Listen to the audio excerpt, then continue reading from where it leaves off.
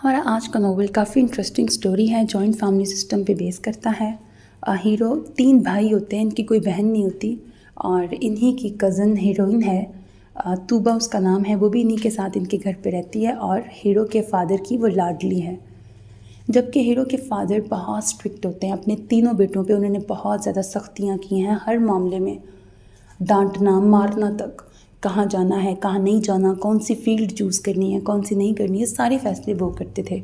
इसके पीछे भी कोई रीज़न है, वो आपको नॉवल सुन के पता लगेगी। लेकिन इस सब से हीरो बहुत ज़्यादा बागी हो चुका है और अब उसने ज़िद लगा लिया है कि अब वो अपने अब्बा की कोई बात नहीं मानेगा। इसी ज़िद में वो आउट ऑफ कंट्री से एक कंपनी से कॉन्ट्रैक्ट कर लेता है जॉब के लिए।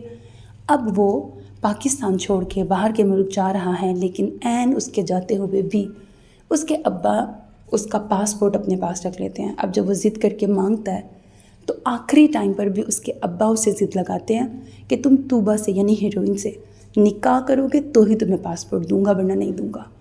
और वो जाते जाते भी वो ऐसा क्यों करते हैं, इसके पीछे क्या ट्विस्ट होता है, आपको नॉवल सुन के पता लगेगा। लेकिन अब जो है ना, वो हीरो का गुस्सा जो है वो सर के ऊपर से, मतलब बहुत ज़्यादा उसका लेवल ऊपर हो चुका है।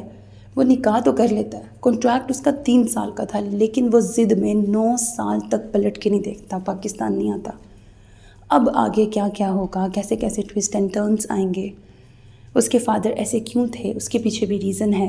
हीरोइन का इस सब में क्या किरदार होगा, क्या ये वाकई अनवांटेड मैरिज थी या हीरो पसंद करता था हीरोइन को, लेकिन आगे क्या हुआ क्या नहीं हुआ, सब कुछ नॉवल सुन के पता लगेगा। काफ़ी अच्छी इंगेजिंग स्टोरी है, यकीनन आपको पसंद आएगा।